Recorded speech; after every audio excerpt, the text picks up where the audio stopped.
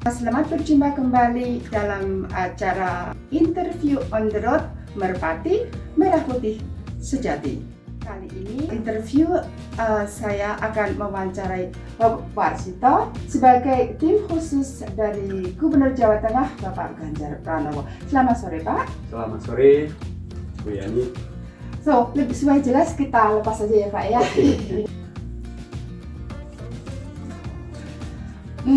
Selamat datang di Frankfurt Pak. Bagaimana dengan Frankfurt yang saat ini dengan pandemi dan udara dingin seperti ini? Ya, ternyata di Frankfurt situasi pandemi juga hampir sama di Indonesia, juga ketat juga ya, tidak bisa longgar. Cuman bedanya di sini dingin saja. Ya, dingin dan sekali. Ya, dingin sekali. Kita mulai aja ya Pak ya dengan wawancaranya. Ya. Nih pertama-tama, apa kabar Jawa Tengah dengan pandemi yang saat ini, dan bagaimana pemerintah di Jawa Tengah atau dalam hal ini Bapak Gubernur Ganjar Pranowo menangani pandemi ini. Terus apakah masalah rumah sakit itu juga menjadi tema utama bagi pemerintah daerah Provinsi Jawa Tengah? Ya, yang pertama kabar Jawa Tengah, saya pikir kita semua tahu bahwa di masa pandemi ini nggak ada yang kabar yang baik. Ya. Tetapi bagaimanapun juga kehidupan harus jalan terus. Jadi selalu diusahakan maksimal, karena semakin tidak bisa menikmati hidup, semakin kurang imunitasnya. Jadi itu kalau di Jawa Tengah apa dikenal namanya gayeng. Ya. Menangani COVID dari awal kita tahu semua Pak Ganjar sangat komit, sangat concern untuk mengatasi pandemi COVID ini dari bawah. Artinya betul-betul bagaimana menyelesaikan problem yang dihadapi oleh masyarakat di bawah tanpa mengabaikan apa tren internasional, apa yang diperintahkan oleh nasional. Itu selalu yang dibalance oleh Pak Ganjar. Jadi problem yang dihadapi masyarakat Jawa Tengah seperti apa. Oleh karena itu sering ada beberapa yang di-create ide-ide yang untuk menjawab problem konkret dari masyarakat tanpa harus mengabaikan apa regulasi dan ketentuan-ketentuan internasional yang berlaku. Terus sudah ada dimulai dengan vaksinasi Pak di Jawa Tengah? Sudah dimulai. Bagaimana keadaan sosial budaya di bawah pandemi ini Pak? Ya, itu yang bedanya dengan di Jerman. Orang di Jerman itu tidak usah diminta sendiri, udah sendiri-sendiri. Tidak usah diminta di rumah, ada di rumah. Kalau di kita susah, ya. Bagaimana masyarakat Jawa umpamanya tidak usah selamatan tidak mengundang tangganya. Itu kan suatu yang susah. Disitulah tantangan kita, tantangan pemerintah di situ. Itu perlu waktu untuk bagaimana mereka bisa mengimplementasikan 3M, memakai masker, mencuci tangan, dan menjaga jarak. Yang membedakan di Jawa Tengah adalah yang kita waktu itu sebelum pandemi COVID, kita merasa budaya gotong royong kita itu sudah hilang, sudah berkurang jauh.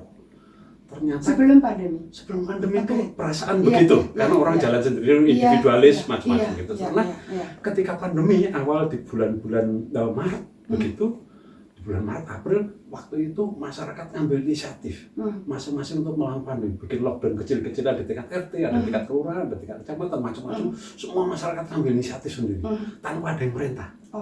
Itu berarti apa? Artinya apa? Mereka masih concern terhadap situasinya sendiri, situasi lokal setempat. Situasi ini yang luar biasa. Ternyata kita mendapat kenyataan bahwa masyarakat kita masih komit lah terhadap lingkungannya, komit terhadap gotong royong yang selama ini kita anggap sudah kurang. Ternyata itu tumbuh. Nah, momentum inilah yang kita pakai untuk ternyata gotong royong penting. Dalam menyelesaikan problem-problem besar, gotong royong itu kunci yang penting. Kalau pandemi itu bisa mengenai kepada siapapun, dimanapun dan kapanpun. Oleh karena itu cara melawannya tidak bisa sendiri. Cara melawannya harus bersama-sama. Nah, satu orang saja tidak disiplin dalam melawan, itu sudah cilaka.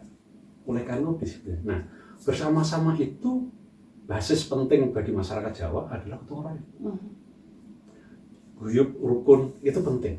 Jadi itu aspek kebudayaan yang Mbak Yani tadi sebutkan itu jadi faktor yang sangat penting menyelesaikan pandemi berbasis kepada budaya lokal. Budaya lokal kita apa? Yang kita kalau orang Jawa itu yang namanya bahagia itu guyup rukun itu bahagia. Kalau orang Jerman bahagia itu sendiri, privasi. Itu bahagia. Kalau kita enggak, beda. Oleh karena itu cara menanganinya juga harus berbeda. Tidak boleh begitu sendiri. Nah, cuman 3M ini kan harus jaga jarak, jaga ini. Ini yang harus perlu waktu. Terus-menerus kampanyekan. Makanya Pak Ganjar tidak pernah berhenti. Hampir tiap hari berbicara di publik.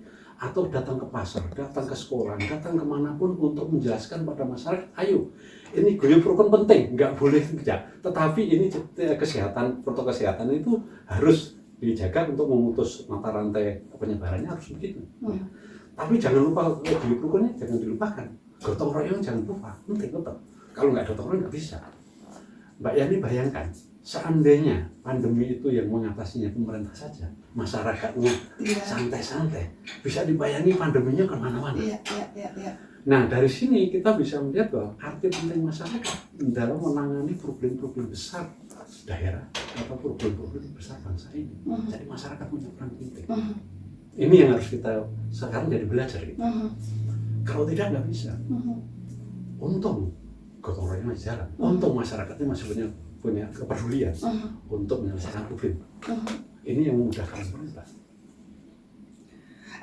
Kami dengar bahwa di Jawa Tengah itu ada apa ya, kayak program atau apa yang namanya Jogotongo. Itu berfungsi nggak dalam situasi pandemi ini? Pertama, kedua ada sisi negatifnya nggak? Ya, yang pertama Jogotongo itu sebetulnya berangkat dari program bahwa peran masyarakat penting. Jadi oleh karena itu Jogotongo itu menempatkan masyarakat sebagai garda terdepan untuk melawan COVID. Jadi garda terdepannya bukan pemerintah, tapi garda terdepan untuk melawan COVID itu masyarakat. Nah, Jogotongo itu jadi penting karena apa? Selama ini sebelum ada Jogotongo, semua dalam melawan COVID itu punya logika sendiri-sendiri. Ada masing-masing bikin posko-posko COVID, melawan COVID, tapi hanya punya logika sendiri-sendiri, punya kegiatan sendiri-sendiri masing-masing berdiri. Jadi nggak bisa bersama-sama. Nah, Jogotongo itu membuat satu persamaan langkah, persamaan kerja supaya jadi satu, terkonsolidasi dan tersinergikan kerja melawan COVID itu. Oleh karena itu ada satu kesamaan Jogotongo. Kalau yang sebelumnya semua jalan efektif tapi untuk lokal. Tapi begitu ini lokal nggak berfungsi itu begitu. Itu yang pertama. Yang kedua,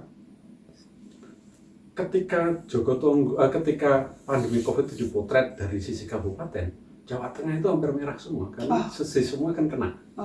Tetapi kata waktu itu Pak Ganjar melihat, loh, kalau potretnya kabupaten, coba kan dipotret di kecamatan, ternyata merahnya kurang. Karena ternyata yang kena tidak semua kecamatan kena, hanya beberapa kecamatan saja, jadi merahnya kurang.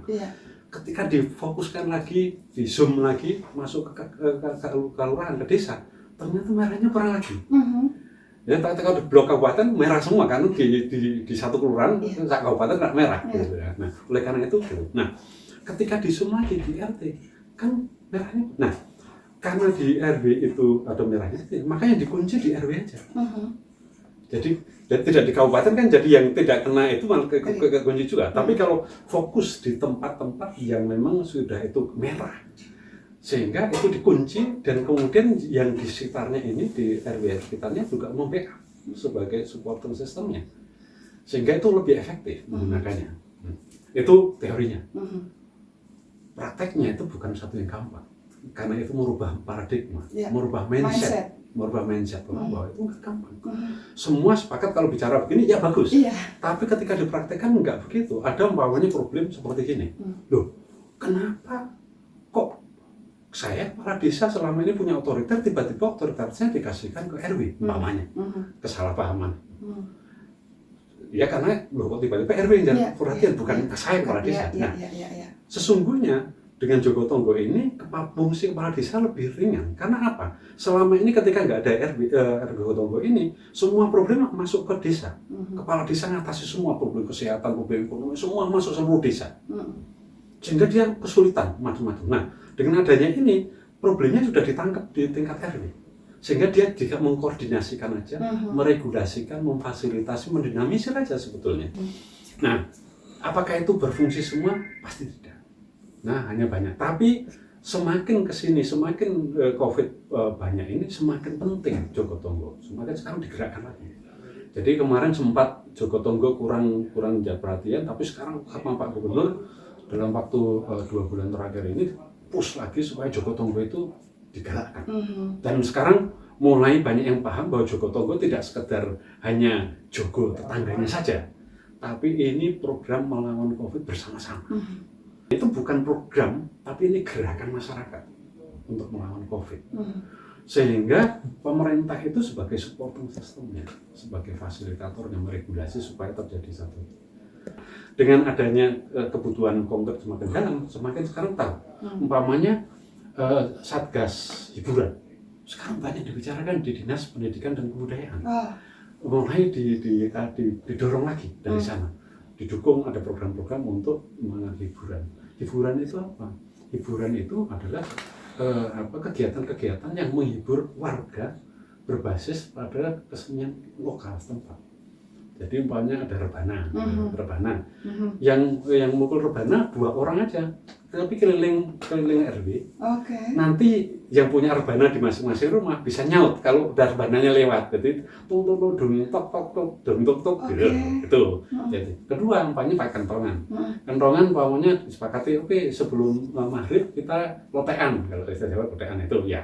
Berarti satu tek, satu tek, duduk, tek, duda. Anak-anak jadi dia apa itu kentongan gitu. Jadi itu jadi mengingatkan lagi. Jadi hiburannya adalah tidak usah pakai yang bayar-bayar, pakai yang lokal-lokal sehingga itu menghidupkan lagi.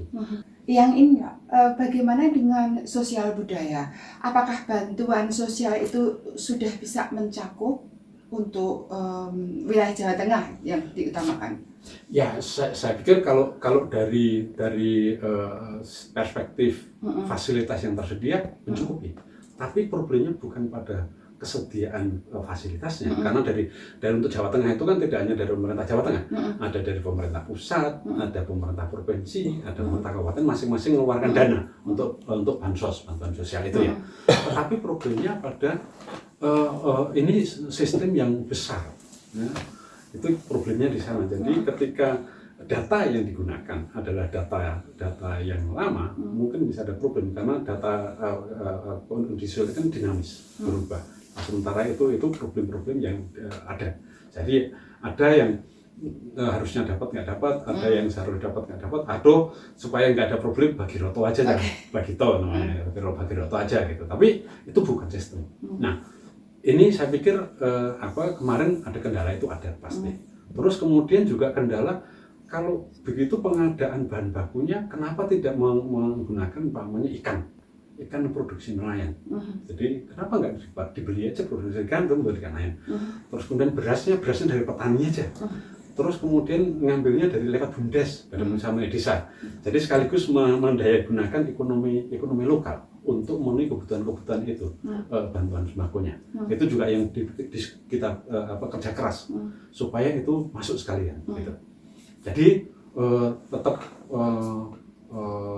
itu secara fasilitas sudah tercukupi, cuma sistemnya yang perlu terus diperbaiki terus-menerus karena selalu begini, selalu dinamis.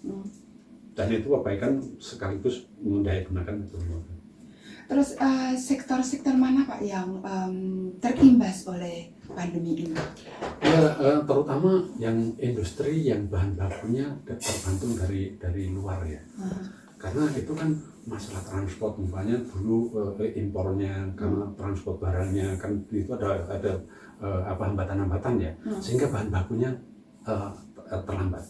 Kalau bahan bakunya nggak ada berarti produksinya berhenti. Jadi banyak pabrik besar yang karena bahan bakunya tergantung jadi berhenti produksi. Itu yang menjadi di PHK. Dan kemudian berdampak pada macam-macam. karena dalam industri besar itu di situ ada pedagang kaki lima, yang dagang makan kecil, yang hidup buruhnya dari parkir dan macam-macam, akhirnya juga ikut kena dampaknya kemana-mana juga. Kemudian juga berhentinya hotel di sektor pariwisata ya.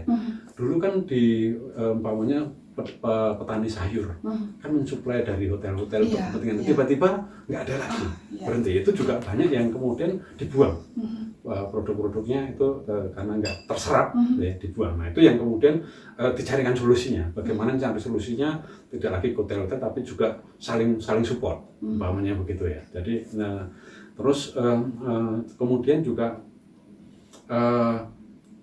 bahan bakunya ada, tapi bisa produksi, tapi pasarnya nggak ada karena pembelinya nggak ada.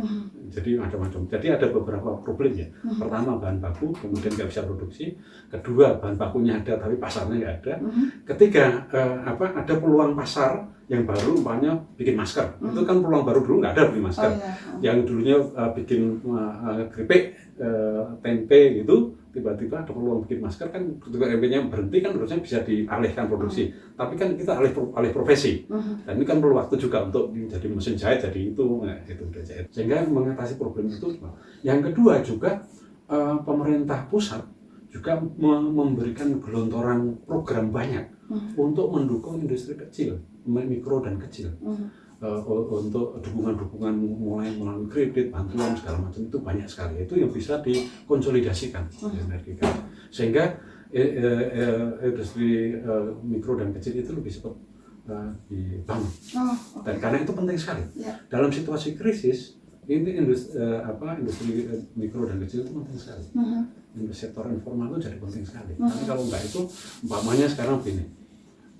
Kalau tidak ada pedagang sayur yang keliling ke kampung-kampung atau ke perumahan-perumahan, bisa bayangkan mau beli di mana. Pasarnya jauh, itu jauh, dan harganya mahal. Nah, jadi pedagang-pedagang ini mau punya peran penting. Kalau nggak ada yang jualan gorengan, semua ini untuk ganjel perut, ya lumayan lah ganjel gitu. Kalau nggak ada jualan gorengan begini, kayak apa?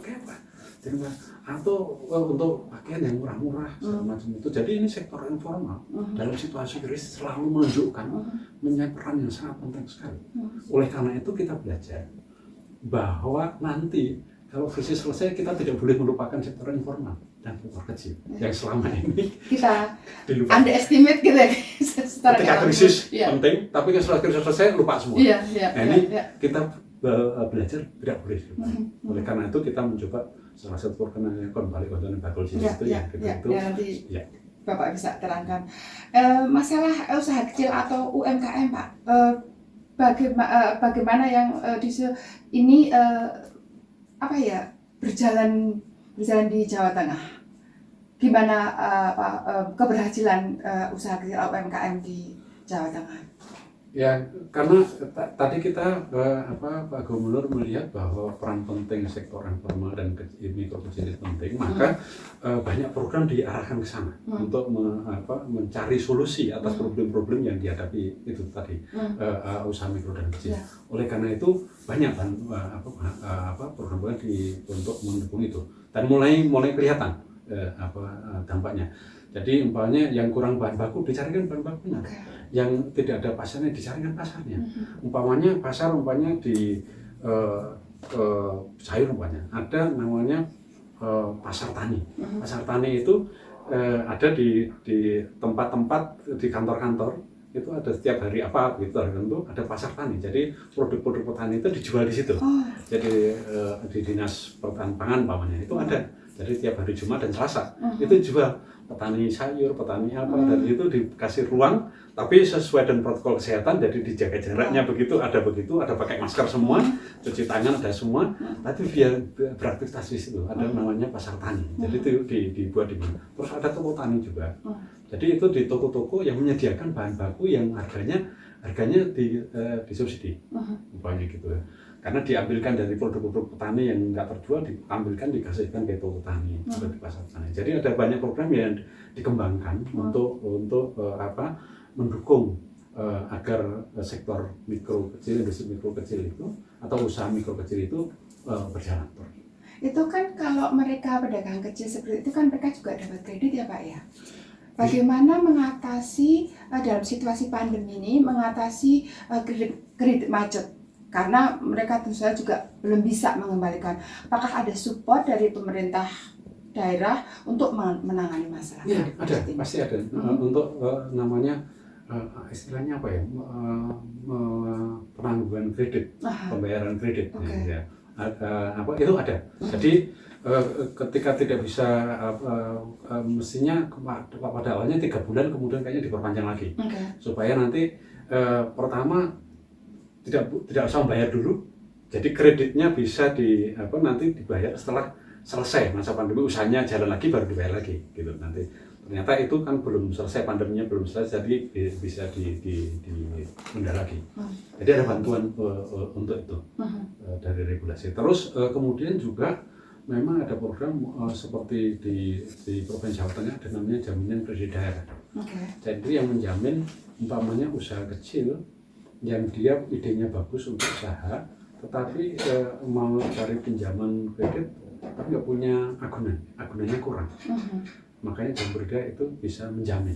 Jadi kalau idenya bagus, dia punya bisnis, terus datang ke bank, terus biasanya bank kan minta, kalau kamu utang 100.000, jaminannya 100.000 minimal, yang saya nilai 100.000. Kalau kurang, bank nggak mau. Okay. Nah, terus Jam Berda itu datang ke bank, tolong karena ide bagus, itu tolong dikasih 100.000. Okay. Terus bank bilang, ya terus yang jamin nanti kalau dia nggak bisa, kita yang bayar. Wow. Ya, gitu. Nah, tapi aturannya OJK tidak membolehkan 100%, hanya 70%. Jadi minimal kalau dia pinjam 100, 30.000 harus punya untuk jaminannya. Okay. Sehingga nanti yang 70%, 70.000-nya itu ditanggung oleh Jam Berda. Tapi paling tidak kan ditanggung 70% banyak loh Pak ya. Jadi wow. Ya ini program ya, dan itu membantu sekali. Ya. Karena ya risikonya tiga. Nah, yang terjadi apa? Ternyata kecil sekali kegagalannya. Karena Jam Berda punya kepentingan ketika nanggung, dia kepentingan mendampingi supaya usahanya lancar, supaya bisa mengembalikan. Kalau enggak kan Jam Berda yang rugi. Berarti kepentingan mendampingi. Itulah program yang sebetulnya saling menguntungkan. Dan kalau di bank kan enggak kasih selesai, kamu enggak bisa, saya sita, udah selesai. Tapi kalau di sini enggak, Jam Berda ya harus mendampingi supaya usahanya jalan. Kalau enggak, Jam Berda yang bayar semua. Jadi itu saling ketergantungannya di situ. Bapak tadi kan menyinggung masalah apa ya, program yang terbaru ini Pak, katanya Bali Desa. Koncone Bakul Cilik. Koncone Bakul Cilik. Bapak bisa terangkan apa dan pertama apa itu, kemudian tujuannya apa dan pelaksananya bagaimana, dan siapa saja yang bisa partisipasi dalam hal ini? Koncone Bakul Cilik itu adalah program berbisnis bersama usaha mikro kecil Jawa Tengah, mikro kecil tangguh Jawa Tengah. Artinya usaha mikro tangguhnya itu karena sebelum mereka kita promosikan untuk mendapatkan kontribusi modal, penyertaan modal dari dalam hal ini diaspora, itu kita siapkan, kita ada pelatihan untuk mengubah mindset, menjelaskan kepada Bakul Cilik apa itu konbalik, programnya untuk apa, dia sendiri itu perannya seperti apa. Jadi disiapkan dulu supaya pemahaman dia tentang Koncone Bakul Cilik itu sama dengan ada yang dari Dinas Koperasi, Jam Berda, dan dengan diaspora kan. Nah, tujuan konbalik itu pertama ditujukan kepada teman-teman diaspora dan sahabat Indonesia di internasional, terutama di Eropa. Ya. Nah, mereka diminta untuk ikut kalau mau menyatakan modalnya. Modalnya sekitar 10 juta sampai 150 juta. Kenapa 10 juta? Karena nanti kalau modalnya kecil itu seribet ngurusinya. Kalau terlalu gede nanti itu jadi investasinya beda lagi. Itu yang pertama. Yang kedua juga memang selama ini banyak diaspora yang bertanya ke saya beberapa kali dan ke teman-temannya. Nah, saya tanya apa saya bisa berkontribusi langsung terhadap perkembangan di Jawa Tengah atau di Indonesia. Nah, itu salah satu bentuk konkret. Cuman ini tidak bantuan, ini bisnis karena ini penyertaan modal. Penanaman modal lah kata-kata. Tapi kecil. Ya. Ya karena itu, makanya itu peluang juga bagi teman-teman diaspora untuk aku punya bisnis nih, gitu. Nah, teknisnya seperti apa itu nanti ada umpamanya dia tidak boleh saya tanam hari ini besok saya ambil, kan nggak boleh. Ada umpamanya jangka waktu 3 sampai 5 tahun umpamanya. Nanti berapa, dan itu harus yang semua harus transparan. Jadi nanti mendaftar dulu, terus pedagang kecilnya disiapkan, terus kemudian ketika selesai. Jadi penyiapannya tadi saya ulang lagi, ketika mereka latih mindsetnya dirubah, kemudian dilatih manajemen, dilatih pembukuan, terus selama 2 bulan berturut-turut didampingi pembukuannya beneran. Nah, kalau pembukuannya bener dan kemudian cash flow-nya tidak turun, baru kita promosikan. Ya, ini layak untuk dikembangkan misalnya. Tapi kalau belum, kita didik lagi, kita bantu lagi supaya mereka siap. Sehingga teman-teman yang menyertakan modal itu resikonya minimal. Terus kemudian modalnya itu dijaminkan sama Jamrida. Jadi modal teman-teman yang tadi itu 70% dijamin sama Jamrida. Jadi resikonya minimal. Sudah bagulnya kita siapkan sehingga resiko bangkrutnya kecil. Juga resikonya ditanggung oleh Jamrida. Oleh karena itu Jamrida di situ, Dinas Koperasi Jamrida ada di situ. Nah, tinggal sekarang yang boleh adalah semua teman-teman diaspora dan sahabat Indonesia. Jadi orang Jerman, orang Prancis, orang ini yang suka sama Indonesia dan berproduksi, silakan monggo. Caranya tadi terbuka. Jadi ini transparan semua. Jadi nanti daftarnya lewat aplikasi, terus kemudian bagul cilik yang mana tadi juga lewat aplikasi, begitu. Jadi nanti semua terbuka. Dan bisnis seperti apa nanti dibuka semua. Jadi ini model baru bahwa ini berbisnis, dan tujuan berikutnya adalah supaya barang-barang produk bagul cilik dari Jawa Tengah nanti bisa dikenalkan oleh di internasional oleh teman-teman yang ikut menyertakan modal. Otomatis kan bisa ikut, aku punya nih usaha begitu, tas dari sampah atau tas dari kulit pisang atau apa begitu bisa ikut mempromosikan kecil-kecilan, bisa langsung. Atau nanti, aku pengen investasi lagi atau mau aja gitu. Itu yang kita bahas. Jadi nanti kalau sudah selesai atau kalau Bapak sudah kembali ke Indonesia lagi, Bapak bisa kirimkan informasi tentang itu tadi, sehingga mungkin kami bisa menyebarkan info itu ke teman-teman yang ada di sini. Jadi dengan segala aplikasinya, dengan segala regulasinya gitu, sehingga kami nanti dari Merpati bisa menyebarkan ke teman-teman baik yang di Jerman atau mungkin yang di luar Jerman. Nah, terima kasih, saya senang sekali karena ini akan banyak membantu konkret. Tapi bantuannya tidak bantuan, tapi bisnis. Iya, bisnis. Menolong tapi tidak. Ini bisnis, melalui bisnis. Benar. Tadi kan sebelum wawancara nih Pak Warsito menyinggung masalah sistem. Bisa Bapak terangkan sedikit? Entah itu di pemerintahan, entah apa, sistem itu adalah menjadi basis utama untuk sebuah kesuksesan, entah itu membangun negara, membangun apa. Ya, yang pertama masyarakat kita berubah. Pertama masyarakat kita itu lebih independen. Sekarang dulu zaman saya kecil, kalau Pak Lurah bicara kita harus ikut semua, karena kita nggak tahu informasi benar atau salah. Ya, ada informasi adanya itu, kita nggak bisa cek lagi. Tapi hari ini ketika ngomong ke anak kecil, tadi saya lihat di situ ada kecelakaan, dia langsung cek di Facebook, wah nggak betul Pak, itu isu hoax gitu ya. Nggak bisa. Jadi masyarakat kita lebih independen, lebih tahu informasi lebih ini, jadi nggak bisa. Nah, sementara sistem teori dasarnya itu belum mengakomodir kondisi masyarakat seperti itu, berubah, masih lama. Oleh karena itu antara kebutuhan masyarakat dan sistem yang ada itu ketinggalan sistemnya.